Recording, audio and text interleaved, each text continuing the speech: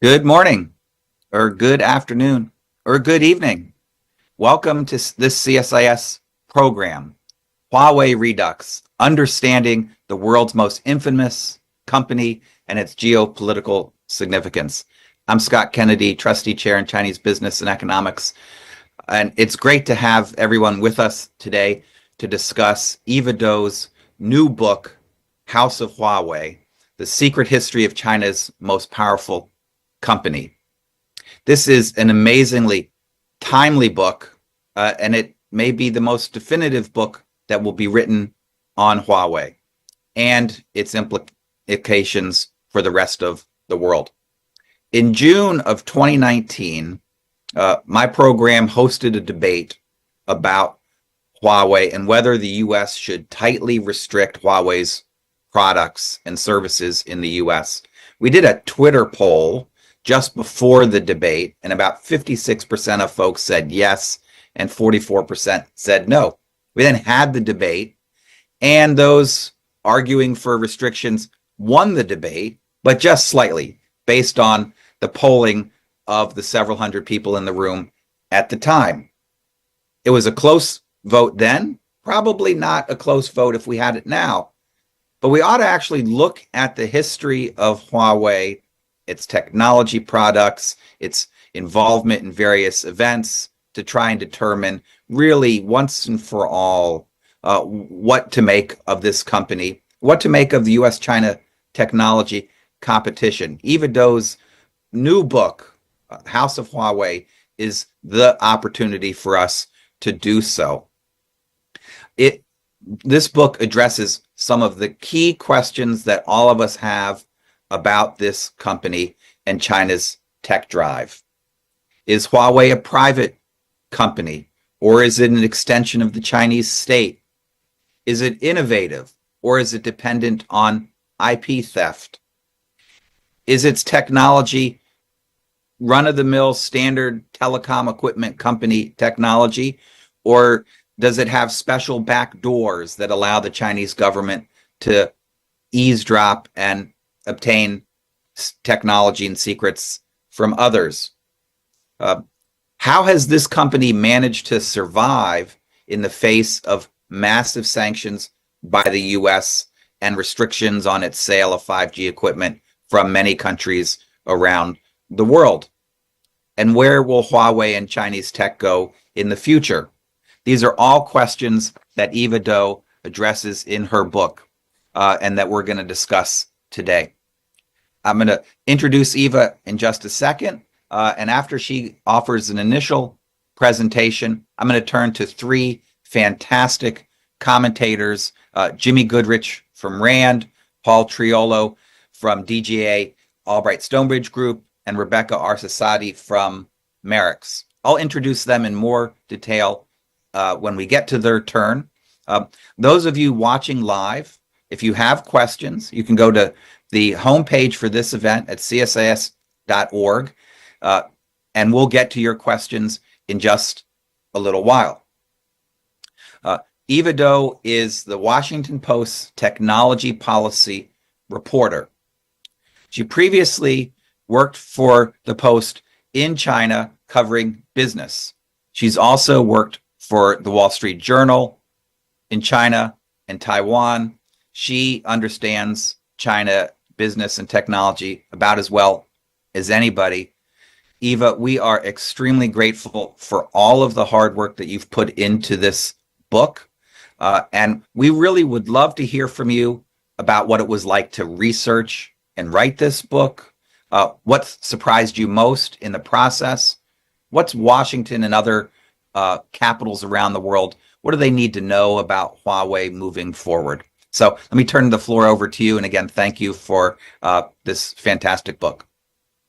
Thank you so much, Scott, for having me here. And I am thrilled to be at CSIS and with such an A-list panel this morning to talk about Huawei. And thanks to everyone tuning in. So I'll talk just a bit to kick it off about, how this project originated and, the process of researching it. So So I guess there were two sort of goals that I've had while working on this project. And one was as a journalist, where we're looking to show versus tell for a story. And we're always looking for sort of the specific story that can shed broader light. And I realized Huawei's story and the story of its founder is very much this kind of a story that the goal was very much to illustrate, China's industrial policy and how Beijing's policy has changed from decade to decade through the story of this one company, which is just a prime example because it's been on the front lines of every wave of China's economic changes, starting from the 1980s when this capitalist experiment began in China. And sort of my other goal was to capture just a snapshot of what information is available about this company and its industry at this moment in time, with kind of the sense that information does disappear, especially in China, as distrust increases between China and the West. During the several years I worked on the project, information that was available one day that I could look up would not be there the next day. And so this was an effort to sort of capture sort of as comprehensively as I could what the picture is, especially in Chinese language materials, what we know about Huawei from the beginning to now, with sort of the hopes that it'll help inform other efforts. It's not, I can't say it's totally comprehensive. It's sort of what the picture I was able to see at this moment in time. So this company, of course, it's the largest maker in the world of these specialized equipment that make up the phone and internet networks around the world. And because of this, had become like a key target of U.S. policy, sort of starting under the first Trump administration and continuing through the Biden administration. So I think one thing that surprised me while working on it was just how long this sense of in China among Huawei's founder and their founding team, how early this sense began that they were in a generational sort of technological struggle against America, which I think began a lot earlier for them than for Americans, because for Americans, China was just too far behind, that they weren't something that was even on the radar until much more recently as a competitive rival. But starting from decades ago in Huawei's story, there was a sense that, the nation, that they were in rivalry is not the right word, because they were too far behind, but just the sense that they were in this long-term struggle against America. And this goes back to the founder, Ren Zhengfei, his father. He was a school teacher, and during the Korean War, they would do anti-American rallies at the school, and he would be obligated to help run them. And, the students would tell these stories of atrocities that American troops had committed against the peasants. And, these secondhand stories, who knows if they were true or not. But there was a sense even back then when he was a child that, American imperialism was sort of their long-term struggle. And then for Ren Zhengfei's first job, when he was in the army, he had worked at, this fighter jet factory that was being built during the Vietnam War, which was close to the border in Guizhou, pretty close to the border between China and Vietnam. And so that, in fact, from the earliest days of his career, he was working on sort of China's self-sufficiency with sort of the United States as the ultimate rival he was working against. I think something else interesting that I found in researching this project was also just once Huawei started internationalizing, whenever there was some sort of like disaster or major calamity going on around the world, Huawei was always there, and they were always there immediately. And I sort of realized that this was not accidental. It was very much part of their business plan, like why they were able to expand around the world when they were this underdog, and to gain customers was going quickly to the places where more established rivals were not that willing to go to. So eventually, under the first Trump administration, it was Iran sanctions that sort of proved to be their downfall. And that resulted in the CFO becoming detained. And this was, if you look at their history, not really so much an accident, but sort of a result of this choice that they made decades ago, that to be able to get a foothold in the market, they were going to go to places where they were in sort of legal gray zones, and where their engineers would be taking on a certain amount of personal risk. And this very much was part and parcel of how the company was built. I think Huawei is such a good case study of China's sort of hybrid state and private capitalist model, in that it's definitely both why it succeeded. If you look at the company from its early days in the 1990s, it was identified by officials, first at the local level and then at the regional and national level, as, one of these promising companies that got official support in many ways. And especially once the company started internationalizing, they were frequently brought along by senior government officials as part of diplomatic missions around the world. And so that state support very much is a part of how they were able to grow so quickly and how they were able to succeed. At the same time, they were far from the only company, especially at the beginning, that was receiving state support, and most of its early competitors died out. And so certainly one part of their success also is just the company's own competitiveness and the way their corporate culture and the way they were run.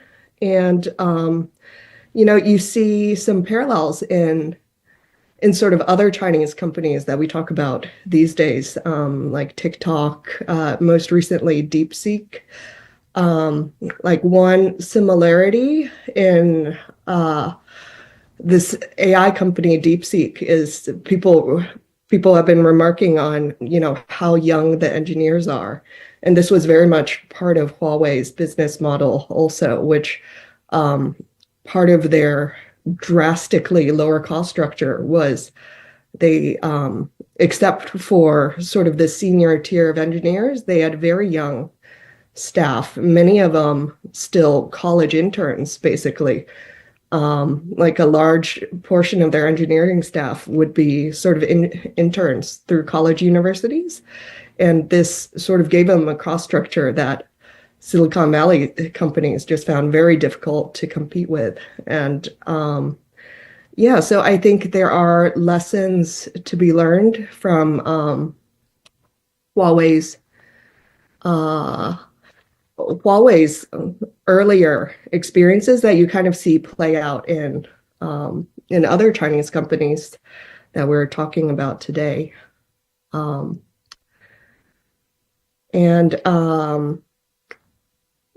So I think I want to make sure that there's time for our illustrious panel to also share their insights about Huawei. So happy to kick it over.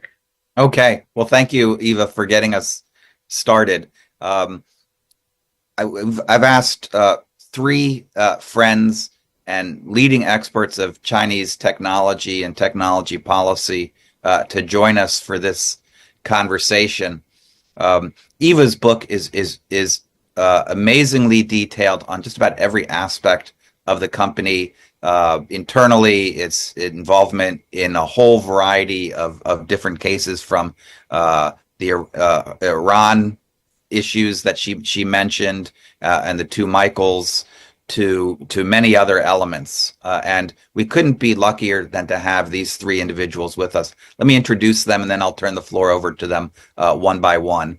Again, if you've got questions yourself, if you're watching, you can input those at csis.org on the events webpage. First with us is Jimmy Goodrich, who is a senior advisor for technology analysis with RAND Corporation. Jimmy originally worked in China for the U.S. Information Technology Office. He's worked at Cisco. He also headed global technology policy for the Semiconductor Industry Association before recently joining RAND. He is a walking encyclopedia of Chinese technology and policy and just about anything that you need to know. He is AI, but really he actually knows it all himself. He's better than that. Paul Triolo is a partner with DGA Albright Stonebridge Group. He heads their technology policy work. He's originally an engineer, and then for 25 years worked in the U.S. government, following technology issues, including Huawei. So this is not a company that Paul would find a stranger. He then, after he left the U.S. government, went to the Eurasia Group and headed technology policy there for a while before joining DGA Albright Stonebridge Group. Unbelievable knowledge as well. Travels more than just about anybody I know. I'm glad that we found him in his home today, because that's rare for him. So, and then thirdly, Rebecca Arcesati, who is the lead analyst for science, technology, and innovation at MERICS, which is a leading China think tank based in Berlin. Her work covers science and technology, AI, data, EU-China relations. She has studied and worked in Beijing, Shanghai, Liaoning, is a tremendous authority on all of these issues. I'm going to turn it over first to Jimmy, then Paul, and then Rebecca, and then we will go back to Eva to get her reactions from your all's thoughts. So Jimmy, thank you for joining us. Over to you. Well, thanks. And I really just want to say that I had a lot of fun reading the book. And I thought the work that Eva did was fantastic and putting it all together in a readable format. I encourage everybody to go out, buy a copy if you haven't done so, and read it. Huawei is really one of the most important technology companies in China. It's really critical to understand how China's tech ecosystem works, the role between the state and government, and what it seems is not always what's actually behind the curtain, which I think Eva did a really masterful job. And I think also we're seeing Huawei become more than just a telecommunications and cell phone handset giant. It's actually quite amazing. And Eva, you point this out well. It's into submarine cables, another area actually that Huawei's quite competitive in, that wasn't in the book, but is another area of interest, is solar panels. Actually, they have a huge business doing solar panel integration for autonomous driving systems in cars. And of course, more recently, HiSilicon has become more than just a chip designer, but also deeply engaged in chip making. And I think if you were to write a volume 2 of the book, you'd probably focus a lot on, as Semi-Analysis in New York Times has reported, this huge network of chip-making factories that Huawei has been building up across Shenzhen and other cities. So Huawei is really kind of, what's interesting is, back in the 80s, 70s, when AT&T, when Motorola were vertically integrated companies designing and manufacturing many of their own chips, Huawei has been, and they, throughout the 2000s, the 1990s, became shells of their former self, and sold off a lot of those assets. And Wall Street was very happy. Valuations went up. Motorola is basically non-existent anymore, other than a few patents and a brand name that is not really used. Of course, Alcatel, Lucent, Nortel, pretty much gone.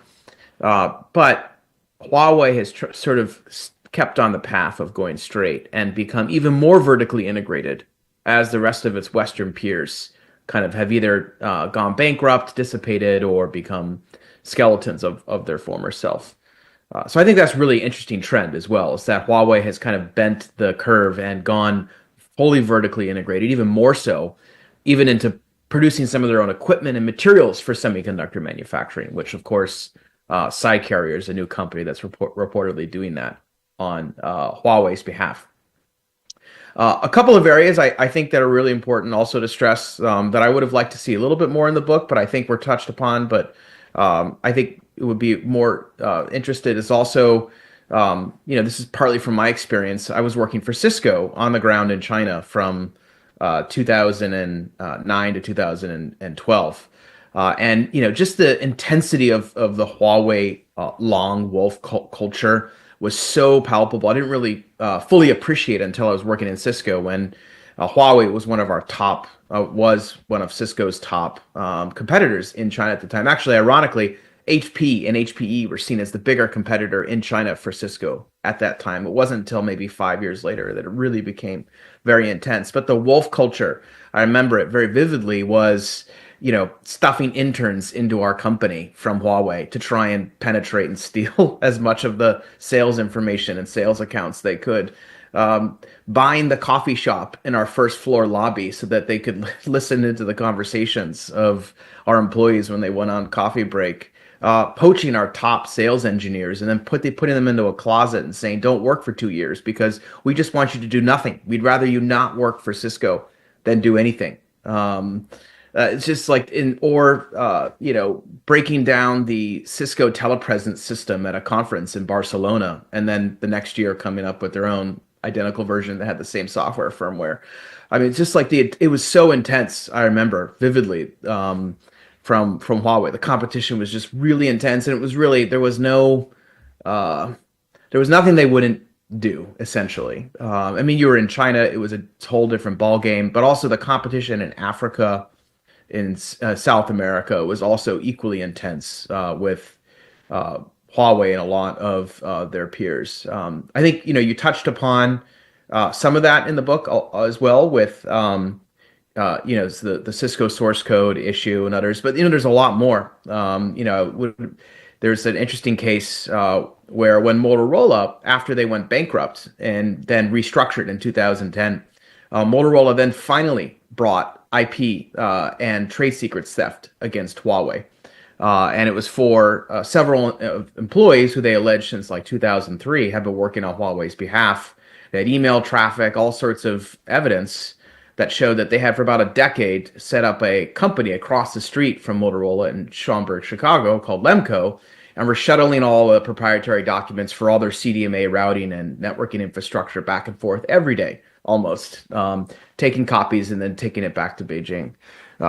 What's interesting is that Motorola never brought those charges until after the company basically collapsed, because they had always been worried, like many others, that if they had dared to bring a case while they were still trying to pursue market access in China, that would be used against them. And we've seen that over and over again. And then just finally, one other is, I think that, there's a lot of great documentation around the Chinese access that was inside the Nortel systems for a very, very long time, where, the CTO or the chief security officer of Nortel was warning the company for years and the Canadian Mounties as well, were warning them for years that their networks have been compromised. I think you pointed out well, actually, there was a lot of complacency too amongst the companies. Like, oh, well, it's fine. It's par for the course. We'll stay ahead, et cetera. But those companies today don't exist. There's a lot that went into that. Paul knows a lot of the history as well. But, I think the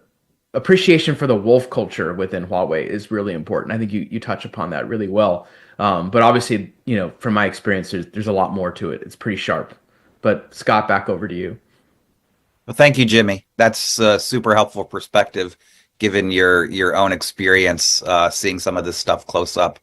Hey, Paul, let's go over to you and get your feedback. Thanks, Scott, and thanks for hosting this.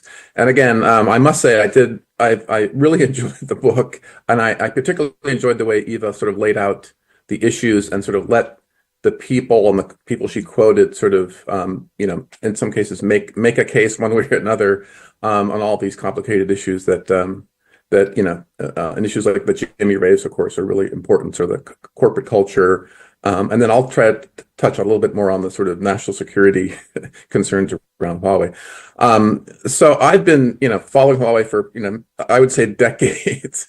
I hate to admit it, in different roles. And I can remember where I was when I learned that, Huawei had been added to the entity list. Just like I remember where I was when the Pope was shot.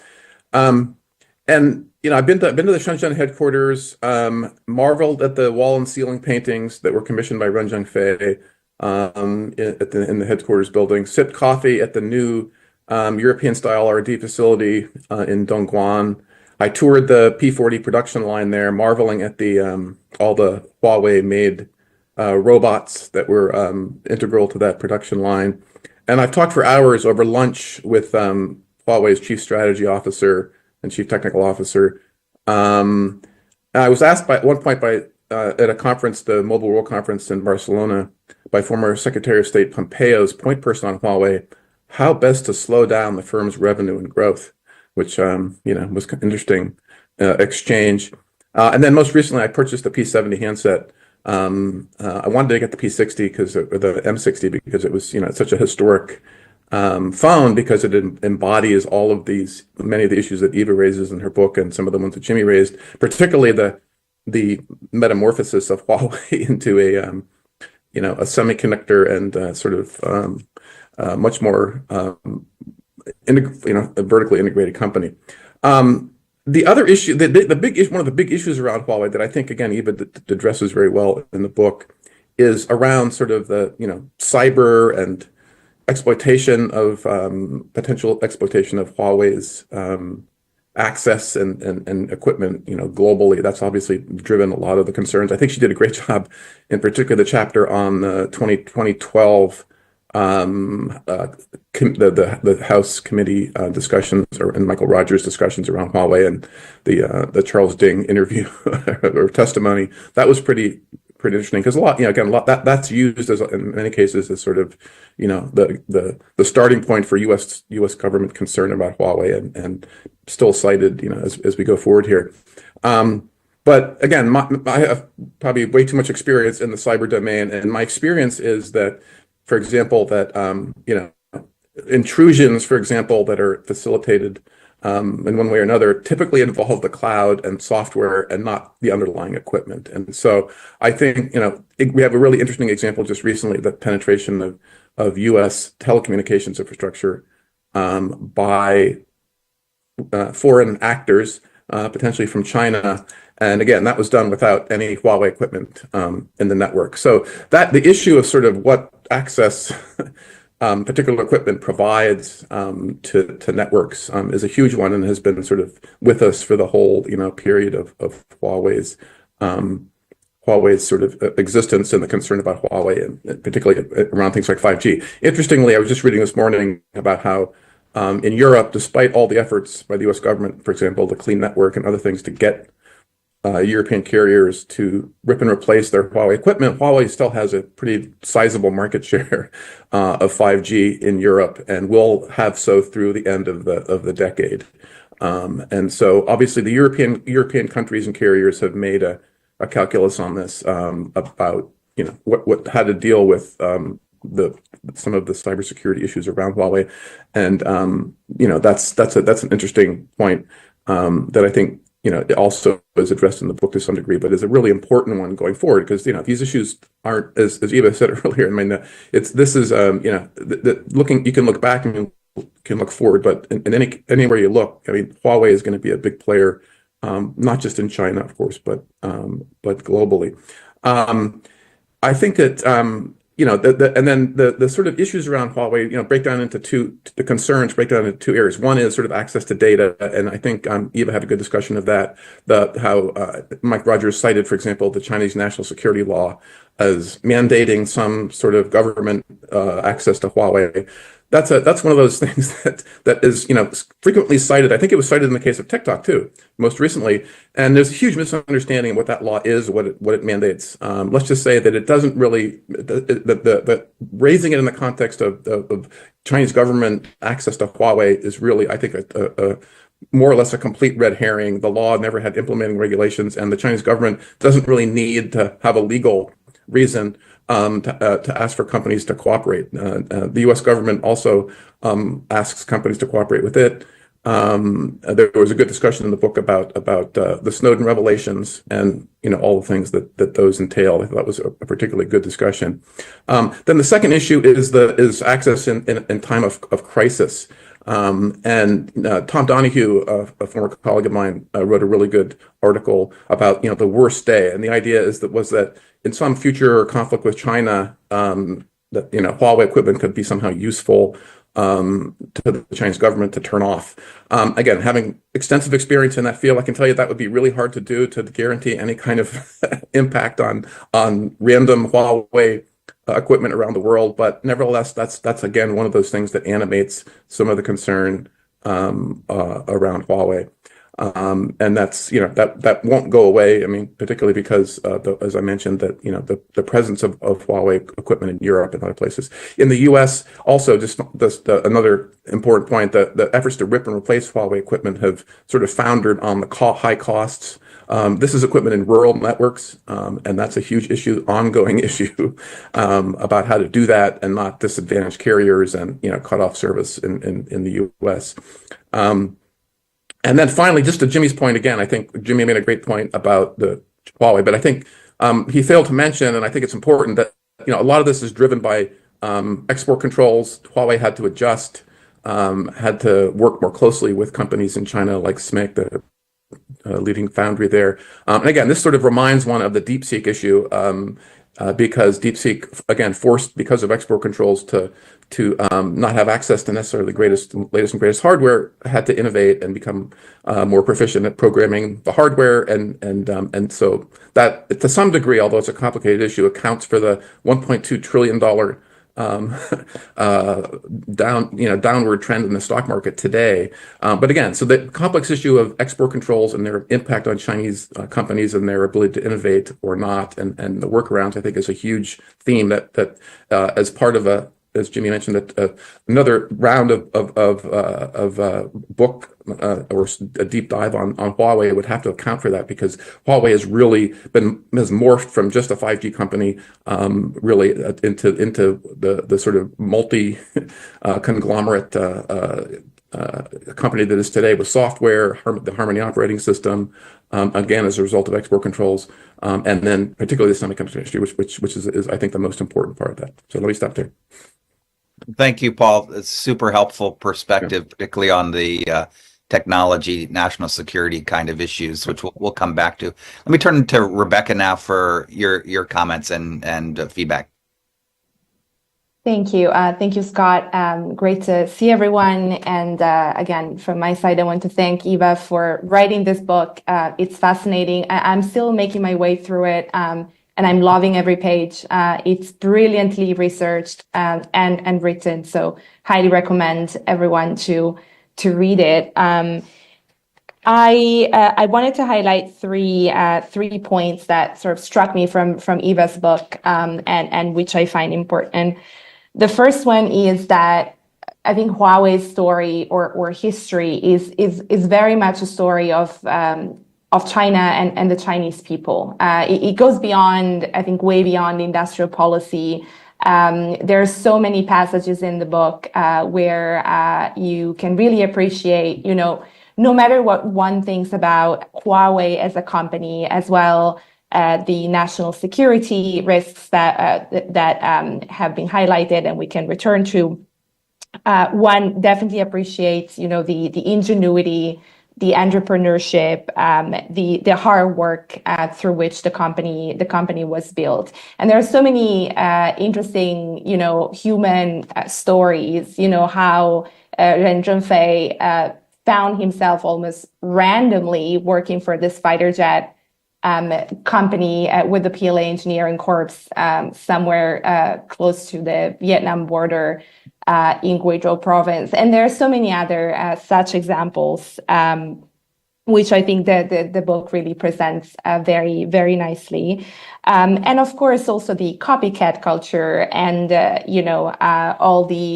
all the ingenuity through which this and other companies were stealing each other's technology and IP brutally, and the grueling work hours. That's all in the book. Another key aspect is versatility, which is something that Jimmy highlighted earlier in his comments. Huawei is just an immensely versatile company. They've reinvented themselves many times. They started with telephone switches, and then they grew into what is probably China's most important technology company, the most strategic technology company. Jimmy has mentioned some of their business lines. I mean, solar inverters, they're now the top supplier. They're doing a lot on AI. Now their AI chips are still not on par and competing with NVIDIA's chips, but they are definitely doing a lot in terms of orchestrating a whole ecosystem in China of semiconductor companies, of AI companies, to try to compete and create an indigenous supply and value chain for AI. MindSpore, I mean, their open source, their machine learning framework as an alternative to US framework. So they're doing a lot of different things. So versatility. The second point I appreciated about the book was how it shows the Chinese Communist Party sort of piggybacking on Chinese technology companies. Back in the days, there was the sense that China needed to replace foreign technology. And as Eva said, that started way earlier than we in the West begin to notice the sense that there was this reliance on foreign technology and that China would be more secure if domestic companies could, play more of a role. And then you see how local governments, local telecommunication bureaus became politically and financially invested in Huawei's success. And so you see the confluence of interests. On the one hand, Huawei obviously needed and wanted that support, but on the other hand, the government was looking for a company that could replace foreign switches, for example, and Huawei was doing just that. There's a passage where someone from the Ministry of Public Security, which oversees police in China, goes to Huawei to ask them if they can produce something that can help them intercept telephone communications. We know that Huawei's surveillance business is a very important one, but it goes to show that companies often find themselves, they're being asked to do these things for the country, for the motherland. And as we know from the book as well, this is also very much in line with the founder's worldview. He really wanted to do something for the nation. The third point that I was left with in reading the book is complacency on the part of many Western governments and companies. There's a passage that talks about how Western governments were providing financial incentives for companies like Ericsson to expand in China's market, and how Huawei and other companies were complaining, saying, well, there are level playing field issues here. There's unfair competition. We are not getting as much support as those foreign companies. Look at how much things have changed. And now the story is reversed. And in Europe, when we talk about Huawei, we very much talk about the failure of industrial policy. We very much talk about the fact that for a long time, Western companies were very eager to transfer technology in China's market. Governments weren't even thinking about the implications of telecommunication technologies and equipment. And then all of a sudden, there was the 5G moment, and everyone started to worry about this company that was building the world's networks. And that really showed that there had been, I think, some degree of short-sightedness on the part of decision makers in Europe, most certainly, but also in other places. I'll stop here for now. Once again, congrats, Eva. Amazing work. Well, thank you, Rebecca, Paul, and Jimmy, for your comments. I'm going to give Eva a chance to respond, but not before I get to use the host's prerogative to add a couple questions to the pile. Because this is just, I think it could be the most important story or lens through which to look at China, given the technology competition, the push towards decoupling, the changes in geopolitics. Really, if you don't understand Huawei's history, you miss a central part of that larger trajectory in which geopolitics is trending. And so this book is really a critical vehicle. And I guess there's two questions about that. The first is, as U.S. policymakers were making policy on Huawei and following it, how much did they not know, or how much did they assume about the company that may have been wrong? Or maybe they had it right. I mean, Paul and his colleagues worked very hard to keep up. But maybe there was things that they didn't know. But I also wonder whether that difficulty in understanding Huawei, whether Huawei deserves a lot of responsibility for that. There's been a huge debate and question about why Huawei never went public, right? Never listed. And the thought was, by some, is that it didn't want to be transparent, or it didn't want to be constitutionally transparent. It only wanted to share information when it was convenient for the company. But if you were a publicly traded company, you would have had to be more transparent internally and externally. And I wonder what you think about that transparency issue, Eva. The second is, since 2018-19, the US and then other governments have taken a whole variety of steps against Huawei. First, the entities list action, and then a whole series of other sanctions that have been imposed. But here we are in 2025, and as Jimmy mentioned, Huawei may be more powerful than ever. Its size, the different industries that it is in, and so what do you make of the efforts to contain, bring down, restrict? What have they gotten us? Are U.S. policymakers, is the world in a better place, worse place? Are there lessons to be drawn from this to apply towards ByteDance and TikTok, DeepSeek, and others? Because although Huawei may be the most impressive of China's tech companies, it's far from alone, and there are other companies that will emerge in the future that we will have to decide how to deal with. So I'm curious to add to the pile this issue about trying to understand Huawei's core nature and the opacity and sort of like the policy takeaways. So again, thank you for doing all this hard work, and commend my colleagues for their analysis as well. But let us throw it back to you for your thoughts. Thank you so much, Scott. And it was fascinating to hear from Rebecca and Paul and Jimmy on their insights on this topic as well. I think sort of what I found valuable in working on this project, and I hope is valuable to readers also, is sort of this case study in helping to think through these broader competition issues between the US and Chinese companies, which we've seen come up more recently in like TikTok and Red Note. and DeepSeek.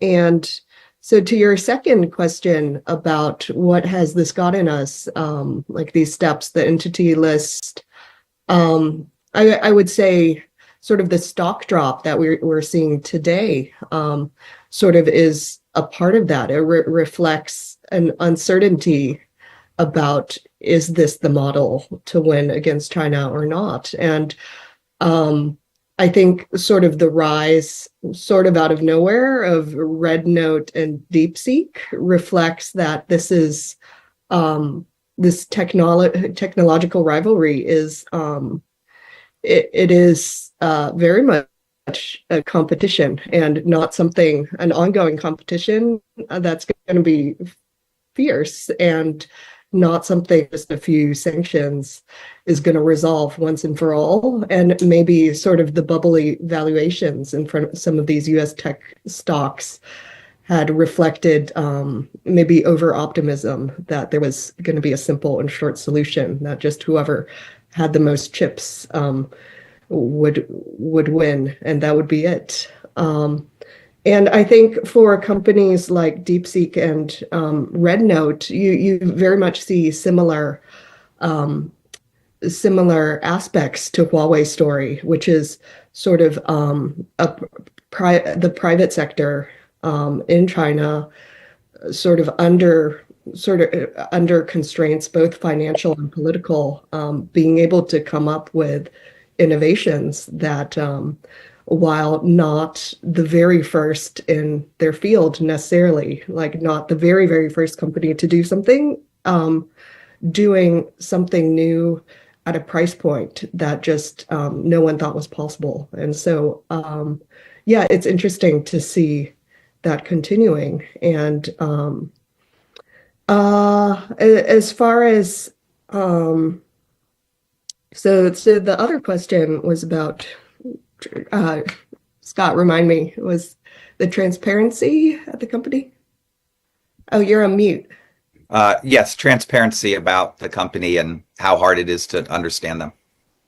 Yeah. Well, I think the fact that Huawei never went public, what that reflects first and foremost is this is a different economic model that they're working on than sort of the basic assumptions that we have in Silicon Valley. In the 1990s, they came up with a list of sort of like a mission statement, which they call the Huawei Basic Law, where one of them was that profit was not their only goal as a company, which is very different than sort of capitalism 101. And I hope something that is sort of reflected through this book is like the role that ideology plays in this company, in that both for Huawei and some of these other Chinese companies, if you simply evaluate them from like a Western capitalist perspective, it doesn't quite add up. It's like, how did they put these inputs in and get this output, like capital plus labor equals, the economic output. And there is sort of this unquantifiable factor of the idea, like you might call it corporate culture, sort of the ideology that's motivating this group of engineers. And one aspect of that is patriotism and the feeling that they are working towards an important mission, a mission that's key not only for their companies, but for their nation. And this feeling that, they have to help their nation. I think that, and sort of what that means in practical terms is that engineers and salespeople at Huawei for decades have accepted work conditions that just would not be acceptable in the West, and including regularly risking their lives to go out and sell a few routers in war zones, and working very, very long hours, taking on health risks. And so I think to understand how a company like this came about, that is one part of it. Sort of looking at the the motivation that we have, which as Jimmy had pointed out, sometimes is called wolf culture. Just their incredibly sharp elbows that ranges from outright IP theft to much hazier areas of just very fierce competition. And I think that's something we're going to continue to see from Chinese companies, both Huawei and other ones, as we're entering this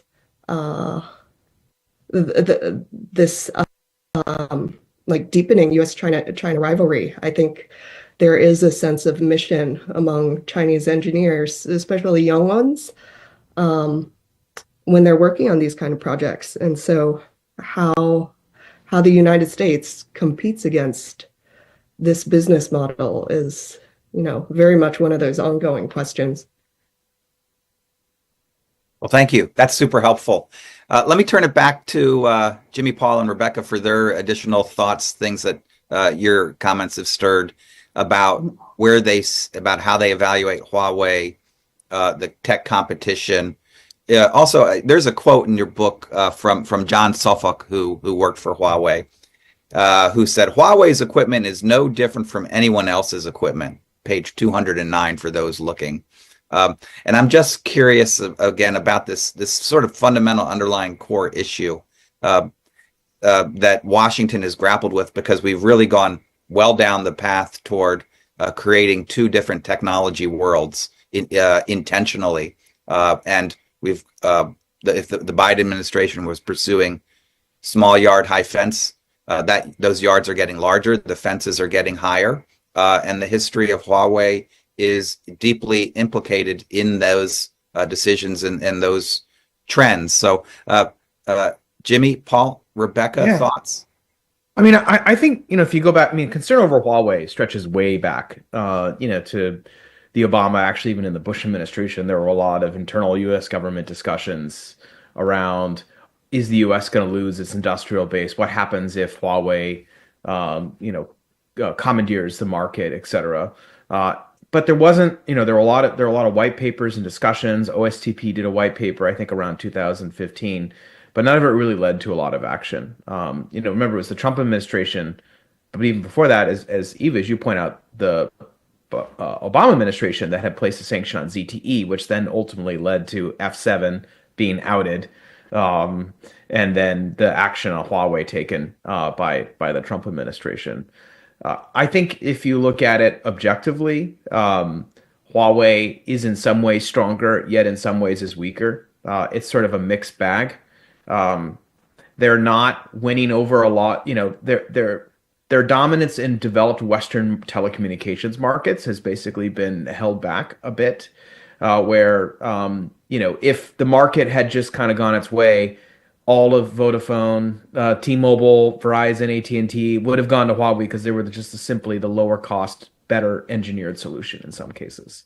And so that's not happened largely in these developed markets. And Huawei's put a lot more effort into the global South developing markets as a result of that. It took Huawei a while as well to get their supply chain back in order to resume production of 5G base stations and other things. And they're doing that now with sort of a China version. But as a result, that did set them back, and their revenue growth has been dented significantly. They've had to shed significant parts of their business, their commodity server business into Xfusion, their smartphone, most of their smartphone business into Honor. And so, by all accounts, Huawei is sort of a wounded warrior, but they've now expanded into these other areas. I think a lot of that, too, as we have to look back, is that U.S. policy has always been, at some points, very conflicted. On the one hand, the hawks want to go out and restrict Huawei. On the other hand, then, U.S. business wants to continue doing business with them. And so, for example, if you look at the pace of restrictions on Huawei in 2019, U.S. chip companies were still able to sell to them for an entire year. Because the restrictions did not apply to chips made overseas. Then, in May of 2020, they only applied to high silicon. And then in September of 2020, they expanded that to apply to rest chip makers. But then they gave them as you point out, Eva, a grace period of multiple months to be able to ship as much as they want to Huawei. And then on top of that, two administrations issued over $100 billion in license value for companies to continue shipping things to Huawei. So, if the policy was to kill Huawei, that certainly has not been the actual policy that's been implemented by the U.S. government. I mean, they could use a lot different tools to achieve that objective, whether it's financial sanctions or something else. And, to date, the U.S. government has not used those. Paul? Yeah, great comments, Jimmy. I think that you raised the issue that is the policy to kill Huawei, right? So that's an important point. If that was the policy, obviously that hasn't worked. Huawei is wounded, but it's been sort of resurrected in many different ways. I think one interesting point here that we haven't touched on too, also in all this, as we think about the broader competition between the U.S. and China and Huawei's role in it. And again, I think Eva really touched on some of the really key points. This is a really complicated company. It's obviously sort of somewhat patriotic, but it's operating as a private company. And in some sense, for example, the export controls have pushed Huawei closer to the Chinese government in terms of a public-private partnership that's looking at improving domestic semiconductor manufacturing capability, and Huawei is certainly at the center of that. The big new campus in Shanghai, for example, that recently opened is a good example of that. I'm hoping to visit that soon. But I think that the other issue is Taiwan, right? And the idea that Huawei and HiSilicon had originally envisioned manufacturing semiconductors across their product lines in Taiwan. And of course, the U.S. export controls in 2019, 2020, the FDPR, the Foreign Direct Product Rule, ended up, having TSMC essentially having to cut ties with Huawei, and then sort of force Huawei to work more closely with the domestic industry. Recently, we had a very interesting example of Huawei working through a third-party company to essentially manufacture some of those Ascend GPUs that may not be at the cutting edge, but apparently, at least several millions of them were shipped back to China for packaging with high bandwidth memory. And so, the Taiwan is also caught up in this whole thing as the U.S. has tried to cut off Chinese companies from using Taiwan as a manufacturing base.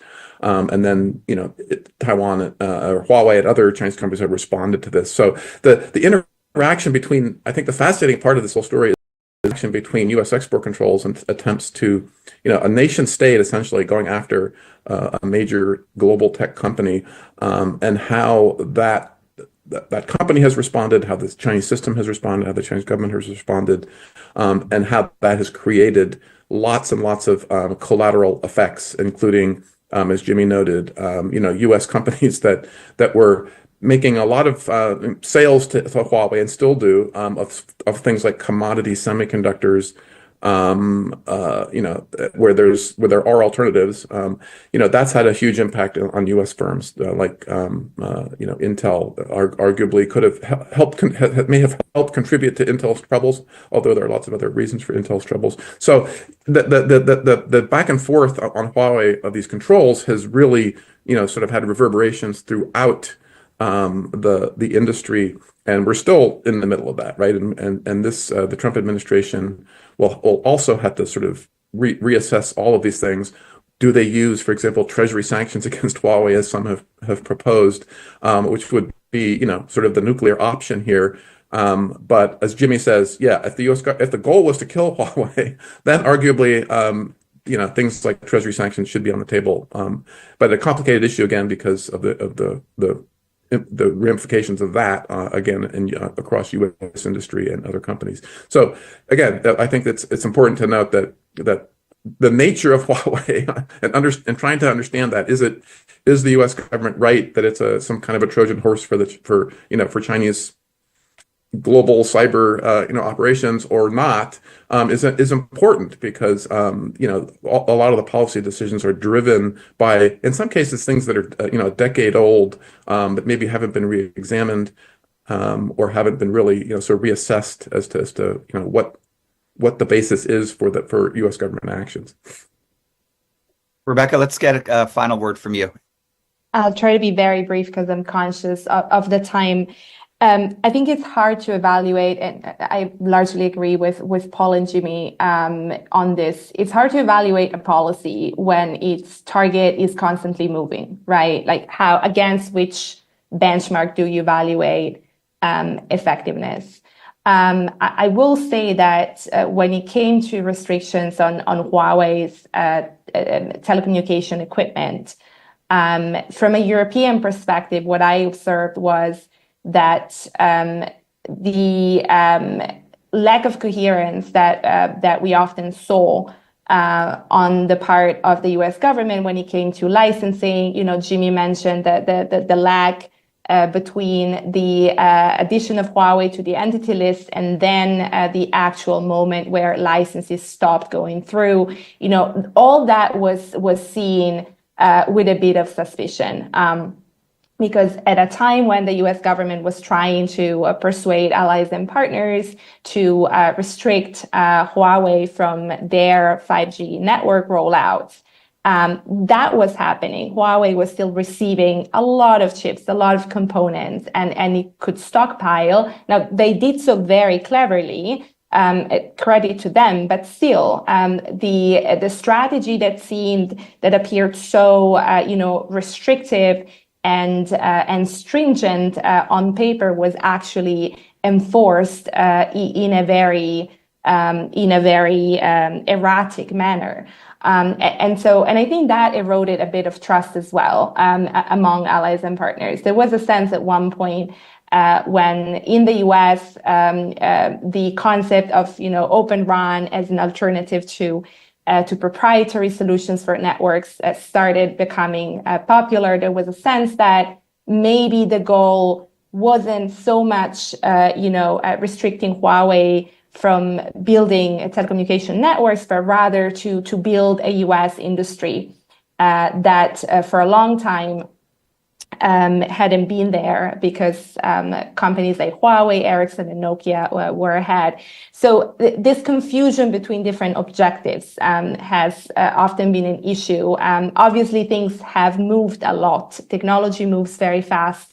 We're now talking about Huawei as the main orchestrator of a semiconductor supply chain in China. So the concerns, of course, have shifted as well. But I wouldn't underestimate, the importance of enforcement. And it's very similar to what's happening now with DeepSeek. And the company was mentioned. DeepSeek did something really, impressive and really a technical feat. But at the same time, we need to remember the importance of stockpiling and the fact that, in China, there are still probably a lot of those really cutting edge GPUs that can be used for those training runs, and that there was a lot of time in which these companies could just stockpile them because of this, this effort, I think, by policymakers to also listen to industry and to try not to go too far with the yard that you mentioned, Scott, and I think there's a bit of complexity that sometimes gets lost in translation, where the narrative now seems to be export controls just don't work. I think we need to look very carefully at how they've been implemented so far. Yeah, I mean, I completely agree with Rebecca there. It's actually a very interesting parallel where the U.S. government was not willing to sort of impose the harm that would be necessary to have a more dramatic effect on Huawei. It's really been similar as well with AI, where in the October 2020 rule, they looked at memory bandwidth, but not processor performance. And it took them a year to revise that, so that from October 2022 to 23, the workaround chips were allowed to be sold to China for quite some period of time. And Chinese companies outside of China can purchase unlimited amounts of the restricted chips for a year. And still to this day, we all know through DeepSeek that it's all about inference. And actually, the NVIDIA H20 is the best cost performance inference chip in the world. And it's selling like hotcakes to China. And then, it's all this government lag, and then sort of also compromise export controls has led to a lot of, challenges. For sure. This has been a fantastic discussion. I think in some ways we've only scratched the surface, and we could go on all day and much longer. Huawei's story is really a microcosm of China's economic growth and becoming an innovation giant. It's also a window into U.S.-China geostrategic competition. Its evolution is really tightly connected with the rise of the idea of economic security and the challenges that governments face in trying to achieve multiple objectives, promoting their national security as well as encouraging innovation, economic growth, employment, and many other goals. And I think the challenge of trying to achieve all of those things leads to the difficulty in achieving the kind of coherence that has been mentioned today. One challenge to that is the question of transparency, trying to really understand the evolution of these organizations, their relationship with the Chinese party state. Eva's book provides an amazing opportunity, particularly at this moment as we have a new administration in Washington, to go back to the basic issues about what kind of relationship the U.S. Should be trying to develop vis-a-vis China, what kind of tools should we be using, and how to actually effectively implement those tools, not just individually as the U.S., but with allies and other governments around the world. As we've seen, policies in telecom and others can't be done unilaterally. They have to be done in coordination with others. So I want to thank Eva for writing this extremely well-researched and thoughtful book at this specific moment. And I want to thank Jimmy, Rebecca, and Paul for your comments today and your thought leadership on these issues. This is not a topic which is going to go away anytime soon, so we will all need your insights and analysis in the months and years ahead. I want to thank all of you for watching. We really appreciate everyone's attention to this issue, and CSIS will continue to follow these and look forward to the conversation with all of you going forward. Have a great day.